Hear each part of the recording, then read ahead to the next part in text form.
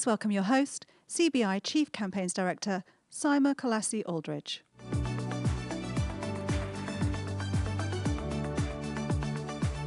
Good morning, everyone. Good morning, and welcome to the CBI's Annual Conference 2022 here in Birmingham. Whether you are in the room or you're joining us online, it is so great to have you. I'm genuinely excited. I might say that quite a lot. It's fantastic to see so many of you in the room here today for what I promise is going to be a brilliant couple of days. For those of you I haven't met yet, I'm Simon Colassie-Aldridge, Chief Campaign Director at the CBI. And I'm going to be spending the next 2 days with you as your conference host, which, given what my job is slightly more than I've managed to say to my family at all in the last few months. So normally my days are spent trying to work out what the goings-on in Westminster mean for all of you in the room. But in these times of change, today, I thought I'd give hosting a go. And I have already decided to all the broadcasters in the room that I will not be giving up my day job. I'm genuinely excited, as I said, I am excited, about my first CBI annual conference, and the first we've done in person for 3 whole years. And I asked the team before I came here for a little bit of advice as to how am I going to get through this? And they said, plenty of caffeine, I have done that. Comfy shoes, done that. And I came up with my own, which is perhaps some slightly more predictable headlines than we had last year. And I was told that this was going to be big, but I really wasn't expecting this. And my ask of all of you is that you make the most of the next 2 days and you really enjoy yourselves. And of course, none of this would be possible without the support of our strategic partners, Accenture and Hayes. So I'm going to ask you all to give them a big round of applause.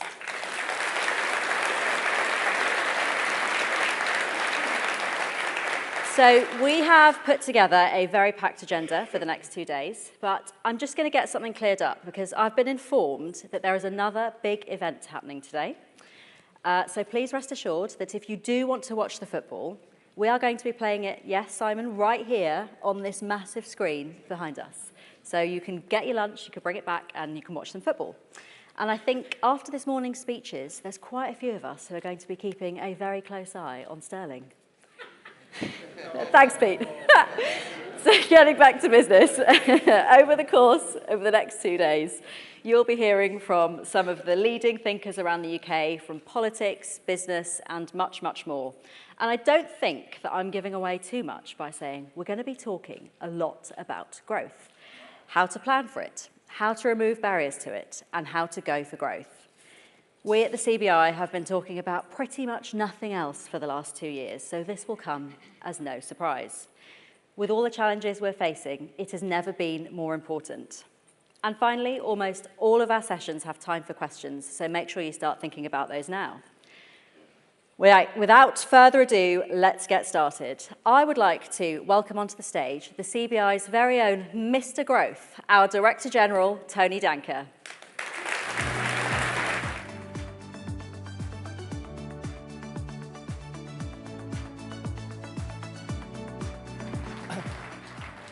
Good morning, everybody. Good morning, and welcome to the fabulous city of Birmingham. Today some people from Birmingham. Anybody else from the Midlands? Yeah, okay. That's the end of the sort of Christmas fun, I'm afraid. Look, today we are going to bring you television. We're going to bring you economic vision, but we just couldn't bring you Eurovision. Sorry, that went to Liverpool. But what a city and what a region. Still buzzing from the summer's Olympic Games, the Midlands is home to some of the UK's most successful firms and cutting-edge industries. And I'm thrilled that we'll be joined later by the Mayor of the West Midlands, Andy Street, a man who has not only brought real leadership to this city, but also in his prior job, he always paid his CBI invoice on time. Let that be a lesson to everybody in this room, the greatness you get from doing so. Look, we've got a packed few days ahead of us, as Simon said, with business experts to inform us, political leaders to inspire us, and an England World Cup to remind us that it's always the hope that kills. But don't worry, we can all be Wales fans later. Now, this year I'm also joined by Brian McBride, the CBI's new president, attending his first annual conference in the role. Now, he may be a Scotland supporter, and I may be a Northern Irishman, but we're hoping. Now, this year I'm also joined by Brian McBride, the CBI's new president, attending his first annual conference in the role. Now, he may be Keir Starmer. This morning, we're really delighted to have the Prime Minister with us. And I know I speak for many of you when I say how much I admired the way Rishi Sunak stood by his beliefs this summer despite the political cost. And it's a trait that we saw working with him as Chancellor. He is a man of integrity and conviction. And in our time working together, I always found him to be warm, to be frank, and to be a genuine partner for business in government. And he takes the role at a most challenging time. And while we won't always agree with him, we will always support his endeavour to first stabilise and then to grow our economy. So it's a pleasure to be the warm-up act for the Prime Minister this morning. I also want to thank our strategic partners, Accenture and Hayes, whose long-standing collaboration and wisdom we value greatly.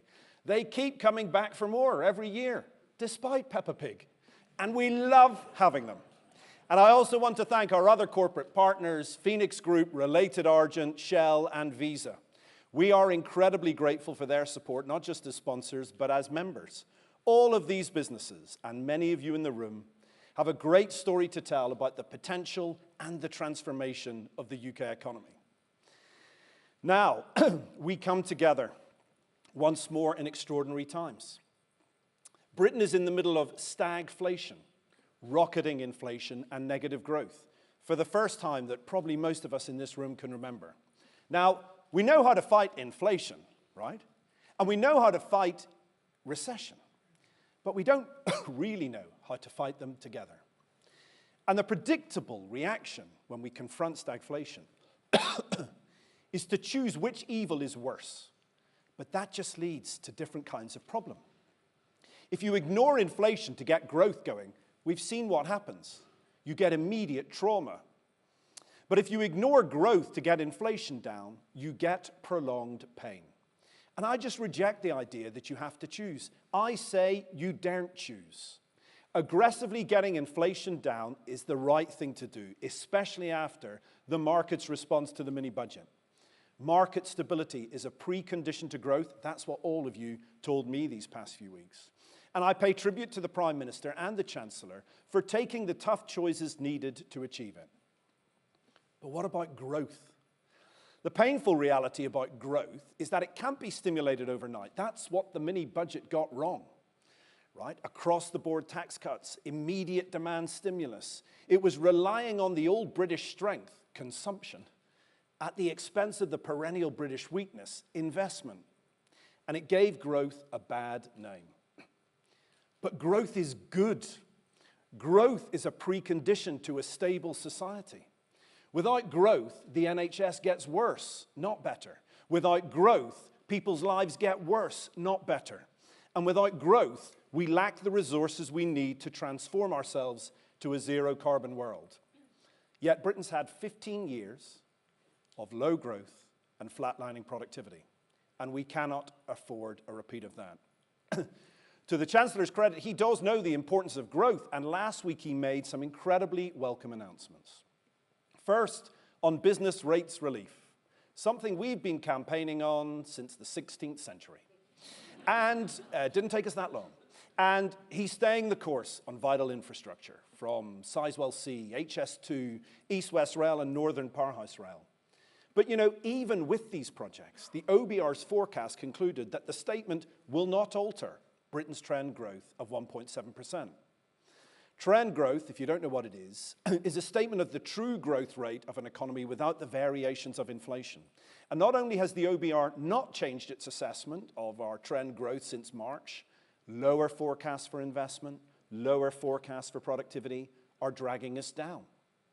In fact, when you look at the data, the only thing holding it up, actually, is higher hours worked due to higher immigration. Now, you know, people are arguing against immigration, but it's the only thing that's increased our growth potential since March. Look, if you want to talk about growth, you have to remember mathematically it's very simple, right? GDP growth is a multiplier of two factors, people and their productivity. And let's be honest, we don't have the people we need, nor do we have the productivity. People I'll return to in a minute. But as for productivity, it is something that I have worked on my whole adult life. And you know, I've rarely seen a better prospectus for what we need than the Prime Minister's own May's lecture earlier this year. His central thesis, that without stimulating investment in capital, people, and ideas, we won't improve productivity. Well, the Prime Minister was right. But these proposals did not come to fruition in last week's plan. Look, I don't think I'm going to need to work hard to convince any of you in this room that we need to go for growth. But we all need to consider a very new reality. When fiscal policy is tight, and it must be, when monetary policy is tight, and it must be, how do you get the economy growing again? That is the central question of British economics and politics now for the next 2 years. Look, it's a hard one. And if I'm honest, it might take us all some time to get the answer right. Might take sitting around the Christmas campfire with a bit of sherry before we can really start to reflect on how to do this. But I thought I'd have a go by laying out a few ideas this morning. You know, in May 2021, the CBI set out a vision for the UK economy. I hope you remember it. It had as its destination a more competitive, dynamic, and future-focused economy. Now, achieving all that without the boost of public finance requires fresh thinking these next 5 years. As I said, we're out of road on both fiscal and monetary support, so we have to find a new avenue round. I believe there's 3 ways to do it, 3 imperatives. One of them is for everybody in this room. The others are for Rishi Sunak, Keir Starmer, and the politicians. The first is greater business ingenuity, right? We are the ones who'll get this done. We in this room. You guys, entrepreneurs, business owners, growing businesses, multinationals. In the past 2 years, you have shown more resilience, imagination, bravery, and agility than ever. And the bad news is, you cannot take a break. Greater business ingenuity has to become the new normal for UK PLC. But second, we need government to be the great unlocker of private sector investment. You, the government, are the market mover. You, the government, direct the flow of traffic. The tax incentives you set determine where businesses invest. The risks you underwrite actually create new markets. If we have less public money to invest, then we need a treasury obsessed with stimulating private sector investment. And third, we need government to set pro-growth rules, not anti-growth barriers. You, the government, decide what we regulate and what we don't. You decide the skills we import or don't. You decide where we build or where we don't. You decide who we trade with and who we don't. Today, let's be honest, none of those rules really work for growth. Because politicians were able to rely on fiscal firepower, they didn't have to make those tough choices. Well, they can't be avoided any longer. Let me first come back to business ingenuity. This is a bit between all of us, right? Let me tell you why you should invest. Right now, UK PLC has not begun to realise the £700 billion in prizes that we identified for 2030 in our landmark vision last year. Seize the moment. Let me give you some of the examples, just in case you forgot. Take decarbonisation, where the UK can genuinely be the winner in the global race to net zero. We can genuinely be market leaders in green tech and clean energy, and we can be the global centre for sustainable finance. Or innovation, where the UK can push what we've seen in the last couple of years, which is a lead in science and technology, with increased global share for UK fintech, for example, or leveraging our domestic AI expertise. On trade, there is so much untapped export revenue for us by pressing our advantages in the high-growth global markets. In regions and nations, we can win global share by playing to the distinctive strengths of every region and every part of the UK. We think, as you know, the path to this is clusters, something I'm delighted to say the Chancellor got behind last week. When it comes to workforce, we are all getting, are we not, really serious about talent, from recruitment and retention to training, and we'll be talking about that more today. And in health, employers are a new front line in physical and mental well-being, and we have the potential to grow life sciences and wellness sectors massively. Now, this is the growth potential of Britain. 6 prizes, still very much in our reach. And last year we saw it in the statistics. Well, this year we've seen it in your stories. There is so much to play for. Now, the second imperative is for government. Unlocking private sector investment. You know, the government spends £1 trillion per year. Now, I'd love it to spend 20 billion more with a higher return. In fact, I have some plans, but the nice man Jeremy said no. But still, it's £1 trillion pounds a year. And there are still massive choices for government to make with that spending. The first choice is about the principles of business taxation. When the Prime Minister, as Chancellor, told me that he was announcing the super deduction alongside the increase in corporation tax, the principle was very clear. If you, as a firm, choose to invest less and make a bigger profit, that is your choice, but you'll pay more tax. If you choose instead to invest in people, capital, ideas, then you'll pay less. You know, corporation tax rates will jump 6 points overnight in April, but now without the incentives. But that principle should be staying the same. Our analysis shows us that a permanent full allowances regime alongside that jump would unlock an extra £50 billion in capital investment every year by the end of the decade. And the second choice here is for the government to start using their balance sheet to crowd in private sector investment. I'm not talking about government picking winners. I'm talking about the government making markets, like they did in offshore wind. It was private sector ingenuity and skills and money that built the industry, but it took the government to put in place the finance models, like contracts for difference, and the investment bodies to make this a highly investable market. And we can do it again in sustainable aviation fuels, in hydrogen. You see, this is the power of government as a market mover, seeing the market, sharing the risk, and creating investable propositions. The third imperative is the government setting pro-growth rules. Our politicians make anti-growth choices every day in pursuit of other legitimate political goals, and I respect that. But when we confront stagflation and its massive impact on the cost of living, I think it's time to kick the tires on those political choices. Let me give you some examples. Immigration. Let's be honest with people. Our labor shortages are vast. Now, we've lost hundreds of thousands of people to economic inactivity post-COVID. And anyone who thinks they'll all be back any day now with the NHS under this kind of pressure is kidding themselves. Secondly, we don't have enough Brits to go around for the vacancies that exist, let alone having a skill mismatch in any case. And third, those who argue automation can step in to do all the jobs are just being unrealistic. So let's be practical. Let's have a new deal on immigration. We have economic migration in the areas where we aren't going to get the people or the skills at home anytime soon. In return, we make those visas fixed term. And let's agree a skills policy that works to fill these roles in the medium term. I want a shortage occupation list that not only goes to the Minister of Immigration, it goes to the Secretary of State for Education. And it goes to all of us to make sure we partner with the Ministry for Education on training budgets. Let me give you another political example, regulation. I know that some conservative politicians today feel that this issue is all the fault of Europe. But you know, the biggest regulatory barriers facing business today are based on British laws, created by a British Parliament and implemented by British regulators.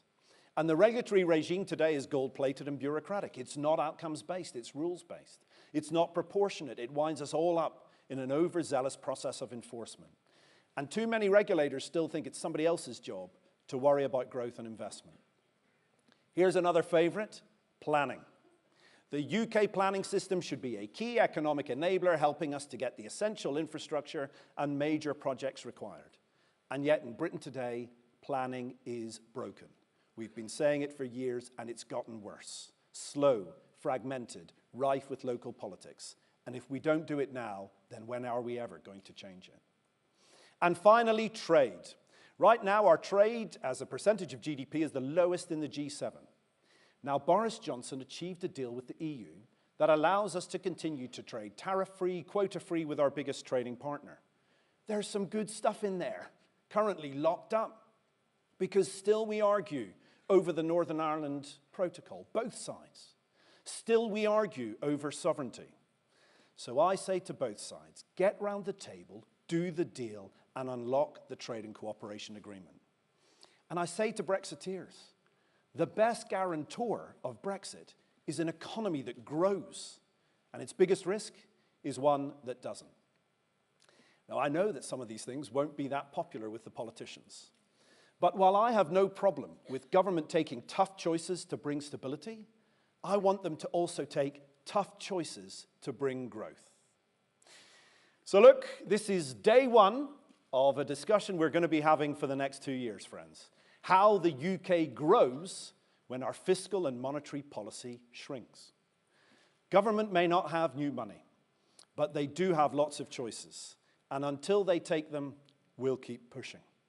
And you, our members, the wealth creators, who pay the salaries, make the cars, build the wind turbines, finance the loans, sell the food, print the textbooks, we also ask you to build on the greater resilience you found in the pandemic, to build on the business confidence you've had these 2 years and still have, to extend your ingenuity for growth, just like you did 2 years ago when the economy closed down.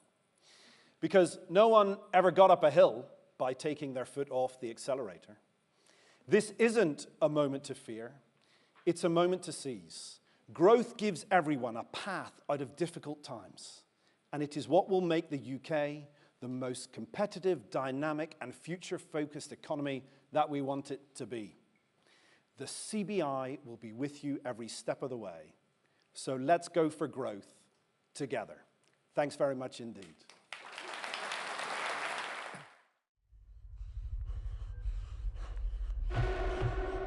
It's tough. Again. Energy costs, inflation, interest rates, politics. You wouldn't be human if you didn't pause, hesitate. But no one got up a hill by taking the foot off the accelerator. And against all the odds, you've got some momentum. Demand's not bad. There are still good things to invest in. New services, new tech, new customers. This isn't a moment to fear. It's a moment to seize. You'll have to be resilient, fit enough. But if you're as good as we think you are, you can grow. Growth lifts everyone. It keeps everyone in good shape, gives us all a path out of difficult times. So let's go for growth, together.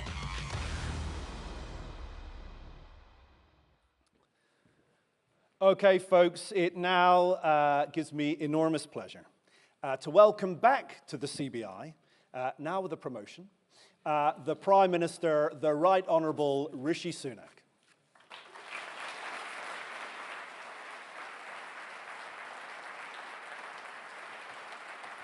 Brilliant to have you. Nice. Thank you. Very good to see you. It's all yours. Thank you. Well, Tony, let me start by saying thank you to you and your team. The CBI is a valued institution in this country and a powerful voice for business. And let me thank all of you, because I know things are tough right now. You rightly want to know what you can expect from me.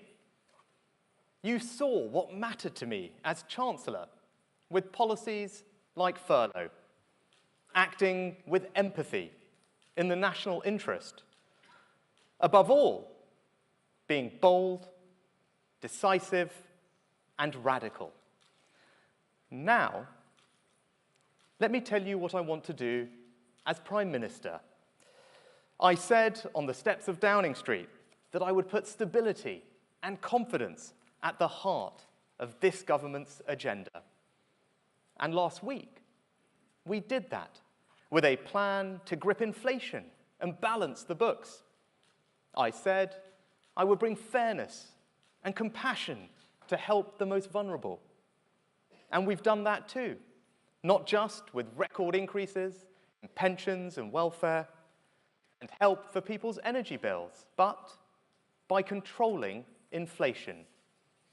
Because the best way to help people is by stopping mortgages, rents, and food prices from spiraling out of control. Re-establishing stability is the critical first step. But there's so much more we need to do. I'm not just here to solve problems. I want to build a better country where we get inflation down and grow the economy, where we cut NHS waiting times and improve the quality of care, and where we invest more in schools and give every child a world-class education. And critical to achieving all this is innovation. That's my theme today, and a defining focus of this government. I sometimes worry that when people hear the word innovation, all they think of are the latest gadgets, a smarter watch, better TV, or faster car. But to me, innovation is much more about new ideas, new ways of doing things that drive economic and social progress, the product of creativity and ingenuity, and what Roosevelt called bold, persistent experimentation. I want to lead a country where that mindset and that culture of innovation permeates every aspect of what we do, where it's at the heart of our economic policy and at the heart of our vision for public services. The question is, how do we do that? First, we need to harness innovation to drive economic growth. Second, we need to embed innovation in our public services, especially our NHS. Third, we need to teach people the skills to become great innovators. First, growth. Now, Tony, you rightly challenge us to be ambitious for growth. Well, there's one factor above all that drives growth. Over the last 50 years, innovation was responsible for around half of the UK's productivity increases. But the rate of increase has slowed significantly since the financial crisis. This difference explains almost all our productivity gap with the United States. So how do we fire up the innovation engine? Well, we believe that the very act of creativity and exploration is itself a reward. So it starts with government investment in basic science and research. In a challenging time, when we are making difficult decisions on public spending, in last week's autumn statement, we protected the budget for research and development. £20 billion, almost a fifth of our entire capital budget, the highest level of R&D this country has ever seen. And we're investing in high-risk, high-reward research with the new Advanced Research and Invention Agency. But more important than what government does is what you do. It's private sector innovations that really drive growth. Now, you'd expect me to say that. I'm a conservative, but it's true. And that's why the autumn statement cut taxes to encourage larger companies to do more research and development. It's why we want to allow businesses to claim R&D tax relief on pure maths and cloud computing. And it's why we're absolutely committed to using our new Brexit freedoms to create the most pro-innovation regulatory environment in the world, in sectors like life sciences, financial services, AI, and data. But any credible strategy also needs to support fast-growing businesses, those firms disproportionately responsible for our future growth, turning million-pound businesses into billion-pound businesses, and turning billion-pound businesses into £10 billion companies. We'll create good, well-paid jobs for the British people. But too often, those firms can't access the finance they need. That's why we're radically reforming the regulation of our insurance and pension sectors, as well as our listing rules, to release a flood of new funding for exciting, innovative businesses. And we'll need to go further. But this isn't just about what large businesses and financial markets can do. We want to support small businesses to innovate too. On every high street, in every market town, Every day, we rely on brilliant local businesses, from the greengrocer to the dry cleaner to the local plumber. We should be ambitious for their future too. The real prize is supporting them to innovate. And that's exactly what we're doing with new initiatives like Help to Grow and Made Smarter. So make no mistake, our most pressing task when it comes to growth is stability and controlling inflation. But that will never be the limit of our ambition. The more we innovate, the more we will grow, and we have a plan for both. Now, second, we also need to create a culture of innovation in our public services. Now, I grew up in an NHS family. It's in my blood. And as your Prime Minister, I will always protect an NHS free at the point of use. And that's why, in a budget where we had to make savings overall, we didn't cut the funding for health and social care, we increased it by £8 billion.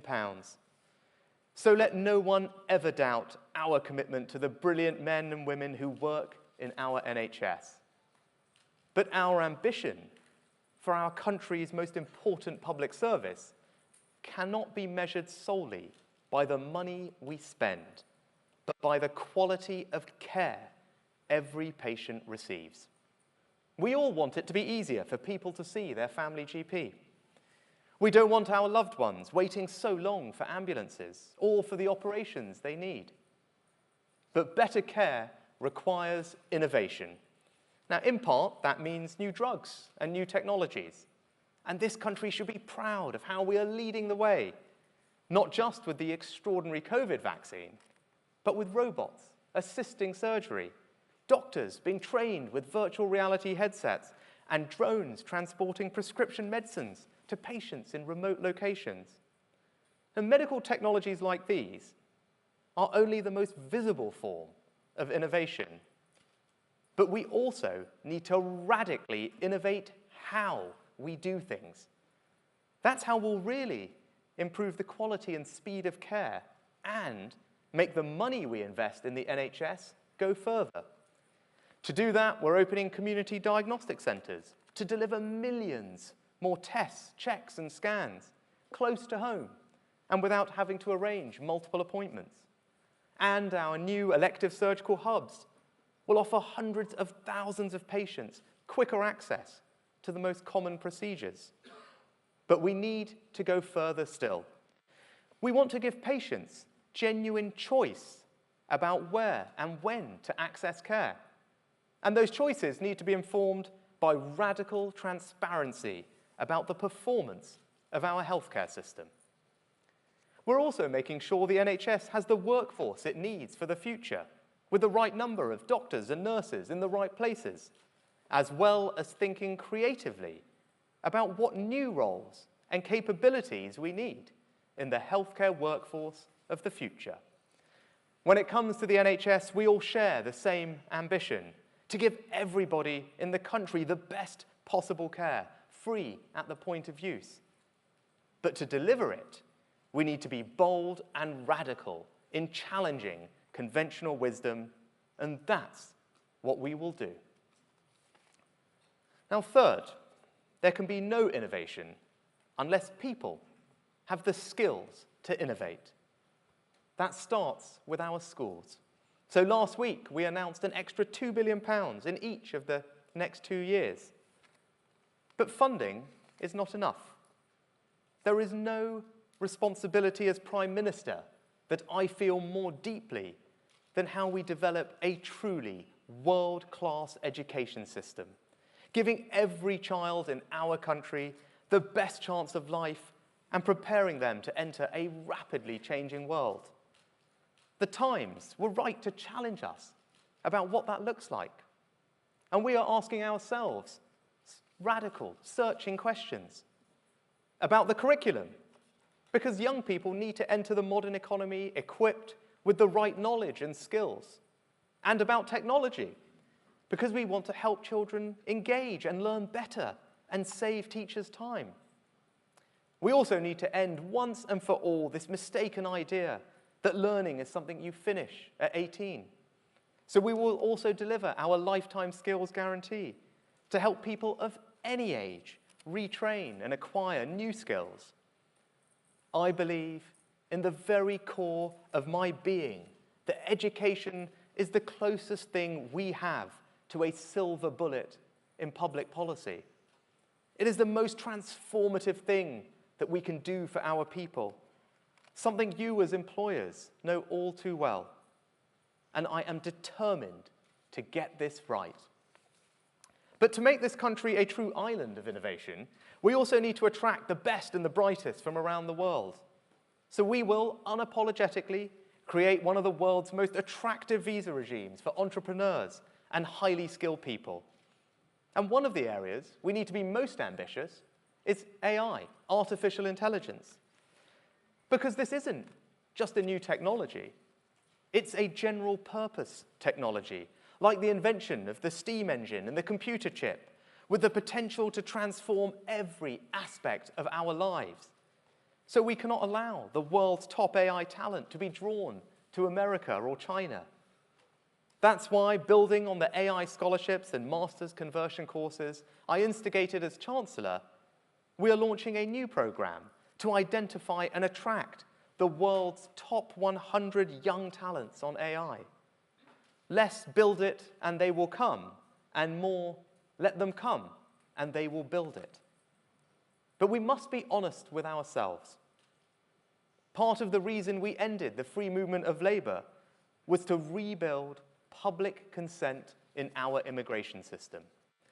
If we're going to have a system that allows businesses to access the best and brightest from around the world, we need to do more to give the British people trust and confidence that the system works and is fair.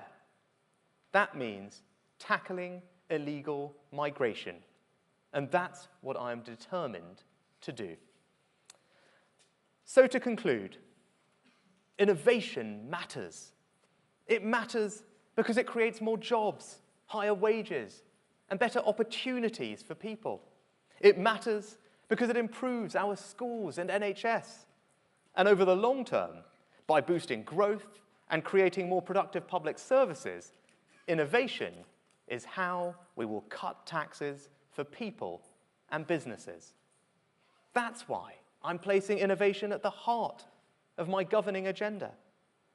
And despite the challenges we face, I'm optimistic about the future. Because the golden thread of our national story has always been innovation.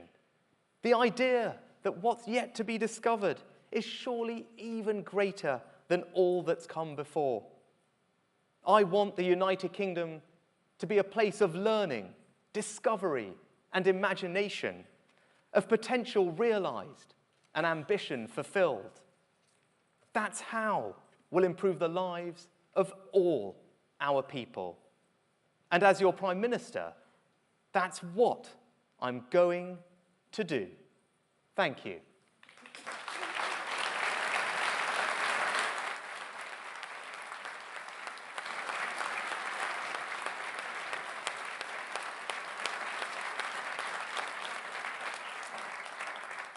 Thank you. I think we're going to take some questions from the media. So we start with the BBC. Thank you, Prime Minister. Simon Jack, BBC News. We know that chronic labour shortages and weak post-Brexit trade are holding economic growth back. You've heard this morning businesses are saying we need looser immigration rules and closer ties with our biggest market, the EU. Are you listening to them? Well, I think the country's #1 priority right now, when it comes to migration, is tackling illegal migration. It's stopping people coming here illegally on small boats across the channel. Because when people see that happening, it undermines trust in the system. It doesn't seem fair that people are able to break the rules. And that's what I'm absolutely determined to fix. Now, I want to be honest, it's not a simple problem to solve. We can't solve it overnight, but I am determined to reduce the number of illegal migrants coming here. We've started making progress on that. My conversations with President Macron enabled us to conclude a new deal with the French to help us better police the channel put more people working together with the French in France. But there's more work that we need to do, and the country should be reassured that I will tackle this as one of my highest priorities.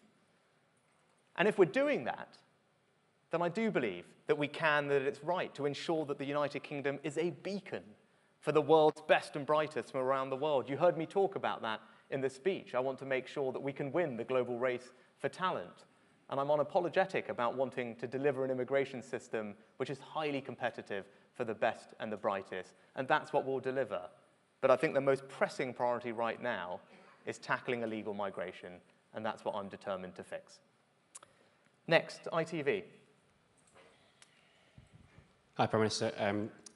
Harry Horton from ITV News. We've heard the director of the CBI say that there is a shortage of workers at the moment and we need a new deal on immigration. Last Friday, your Chancellor, Jeremy Hunt, he said he wants to see the vast majority of trade barriers with the EU removed. How are you going to change our relationship with the EU on legal immigration and on trade in order to boost growth, as so many businesses at this conference say they want to see? Well, thank you. I think on migration, I'd point back to what I've just said, Harry. But on trade, let me be unequivocal about this.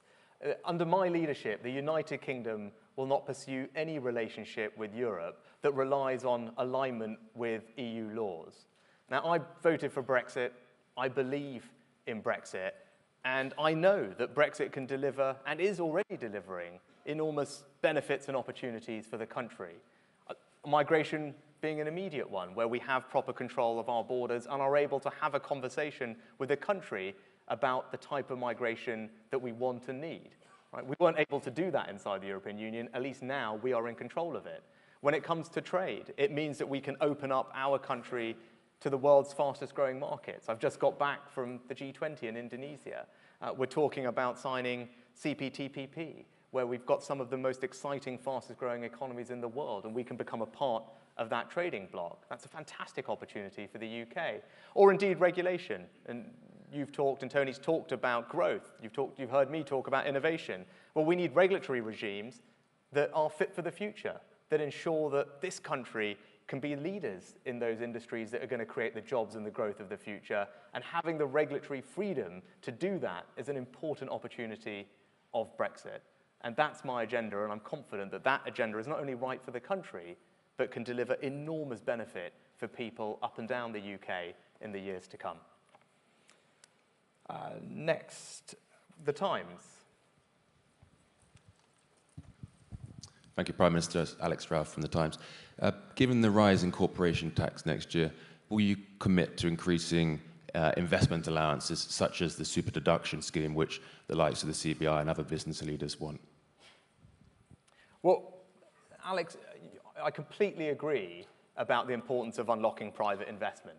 It's one of the things that's held our country back over the past few decades. And if we want to be serious about driving up growth, then we need to unlock more private investment, not just in R&D that I talked about in my speech, but also in capital. It's something I've spoken about in the past. So that's why I was so pleased that the Chancellor, in spite of the difficult decisions that needed to be made, was able to make permanent the annual investment allowance.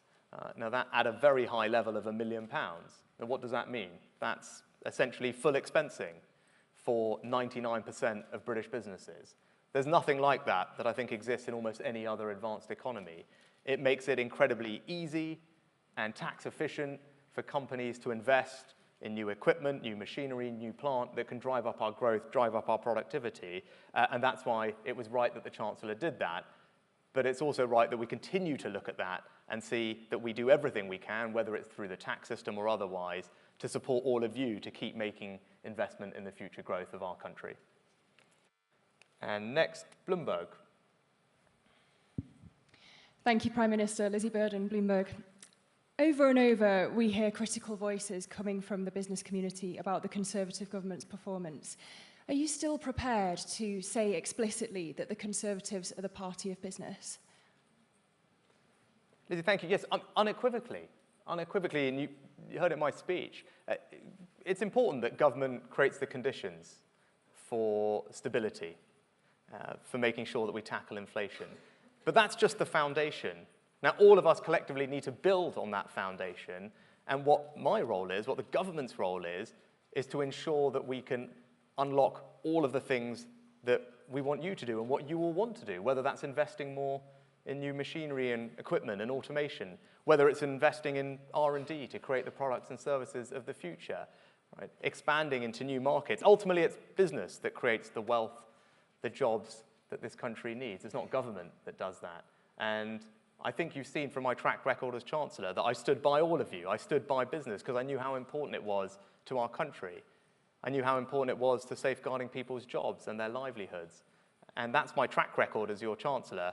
And you can rest assured that as your Prime Minister, I will continue to build on that legacy and ensure that we make this country one of the most exciting, dynamic places for businesses, small and large, anywhere in the world. That's my ambition. That's what I want to deliver for you. And I think we made a very good start on that last week. But there's lots more that we can do. Thanks, Prime Minister. We are going to have a few business questions. I've stolen the first one. I'm really sorry. I was praising your May's lecture earlier this year. And in it, you talked about the UK not having a competitive tax regime compared to our competitors on innovation, skills, and capital allowances. Thanks for stealing that question, Alex. Tell me, do you think we now have that competitive regime for incentivizing skills, innovation, and investment, or is there more to do? Well, those are exactly the right three areas to focus on, and thank you for your kind words about the May's lecture, Tony. But I talked about capital, people, and ideas, and I think many of you think about your businesses in a similar way. And it's right that our tax regime, but also our regulatory regime, supports all of you in delivering in those three areas. So we're definitely making progress. As we just talked about the AIA, full expensing for 98, 99% of UK businesses, £1 million, permanent. Nothing like that exists anywhere else as far as we can tell. Enormous support for the vast majority of businesses in this country to invest more. I think that is not just competitive, it's probably the most competitive tax regime for investment you can find. You talked about R&D. The Chancellor increased the research and development expenditure credit, the tax relief for large company R&D, significantly in the autumn statement, because, as you know, innovation drives future growth and productivity. But it's not enough just to increase the rate. We want to make sure that our tax regime keeps up with the way that all of you actually conduct research. And what we'd heard from life sciences companies, that there's more investment in cloud computing, in data, to do drug discovery. That wasn't covered by our regime. So we now want to make sure that our regime does cover that. Again, it's something that the vast majority of other countries haven't done yet. So I think it gives you the confidence you need in all of you that we take this seriously and we'll keep delivering it. But there's always more to do, right? This budget, or this autumn statement, there was a first step. The precondition is stability and tackling inflation. But we didn't stop there even last week. We started to deliver on a longer-term ambition to make sure that this is, as I said, the most attractive place for all of you to invest in capital and people and ideas anywhere in the world. And I'm highly confident that we can deliver that. And that's a powerful message for everybody. Now, we have 3 questions that have come in from members, and we wanted to pick the ones that were about innovation, your theme. So, Claire, where's Claire? Claire Barkley, who's the UK MD of Microsoft. Claire, mic coming to you. Thank you, Tony. Thank you, Prime Minister. You set out a vision to be a global science and technology superpower.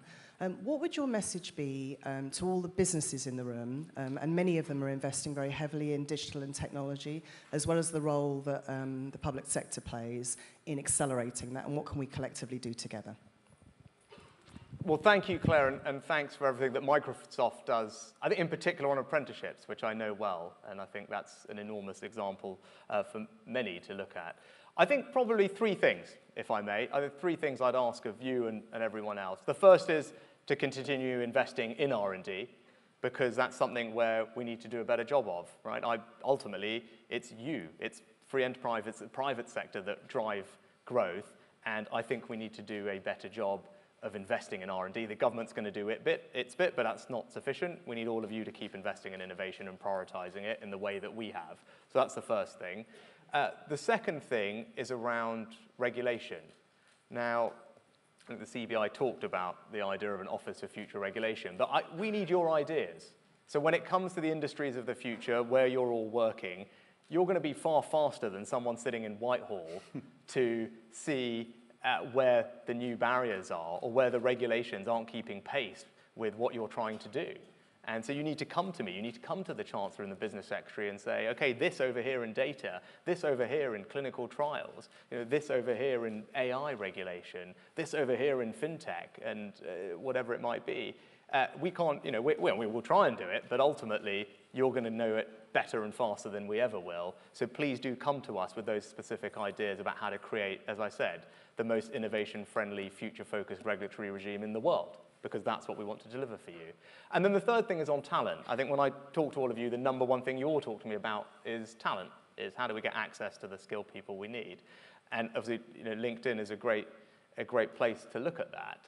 But what I need from you is the specific areas, the pinch points that are holding our growth back. I think it's kind of generic to say, well, we have pressure in IT jobs, right? But I need to know more specifically. It's in cloud computing. It's in data analytics. These are the specific things we need. And here, by the way, is the type of qualification we need to fix it, right? We can do a 1-year conversion course or a 3-month skills boot camp, and then we can work in partnership together to invest in people and make sure that we fill the specific skills gaps that are holding you and the country back. And I think we've started that conversation, but I'd like to carry it on and make sure we deliver on it. I think the Prime Minister's just launched the next CBI consultation. So answers, please, on a postcard to me. We'll give them to the PM. Right, James Roth is the CEO of Wincanton. James, come on in. Thanks, Tony. Thanks, Prime Minister. So we're the largest UK-owned logistics service provider, and we have quite a lot of warehouses around the country. And in common with a lot of the UK economy, we have a productivity issue, exacerbated by labour shortages and spiralling labour cost inflation. And one of the main solutions to that is to automate more robotics working alongside our people. But when we look for partners to work with to develop those solutions, we mostly have to look overseas, particularly when it comes to the hardware. What I'm interested in is how can we partner better with government to help develop that sector onshore so that there's more of a provision and we can work better in that way? That's excellent question, and goes to the heart of some of the questions before about what's the right balance between investment and productivity and migration. Now, look, I think there are some really fantastic examples. Your business is one. Right now at Lincoln University, the government's funding, I think, R&D, working in partnership with others to create more automation in fruit picking, which has been an area of challenge in the past. Astra at the moment are piloting use of robotics in their factories, and one of my kind of most interesting visits as Chancellor was to a lighting factory in the northeast, where they had taken out a lot of the human action when it comes to forklift trucks in their warehouse, replaced it all with robotics. And not only was that great for productivity, it was great for quality of output and mistakes, and great for safety of workers. So I think it shows the promise of what you can do when you get this right. And when I was talking to them about, well, this is great, how do we spread this across the country? It was interesting. The thing that they focused most on was the kind of management experience with that type of technology. And the person I was speaking to had been trained, unsurprisingly, by the Japanese in lean manufacturing techniques up in one of the other plants in the northeast. But that's why spreading best practice across the UK through innovations that Tony has championed, like Made Smarter, for example, and just making sure that our businesses have the skills they need to adopt that type of technology, I think is a big part of the answer where we need to do more. Also, it's about making sure the regime for investment is attractive, and that's why the AIA, as talked about at the annual investment allowance, full expensing for capital investment for 98% of businesses, and of course, over time, it would be nice to be able to do more. That's the other piece of the puzzle that we need to get right. And then lastly is the regulatory side. And that's where, again, I'm reliant on you to say, we'd love to do this thing, here's the block, can we flex it or change it? And again, we're open to doing all of those three things, because I think your point is right. If we can get that right with more robotics and automation, then we can drive up productivity, it reduces some of the pressure on labor, creates good jobs for people, and it's something that we lag behind in. I think there was a study from the Robotics Federation or whoever it was a couple of years ago, which showed that we under-index for the amount of automation and robotics, even when you control for the sectoral mix of our economy. So that, to me, is actually low-hanging fruit when we talk about how do we drive up growth. We've got an opportunity there to do it and to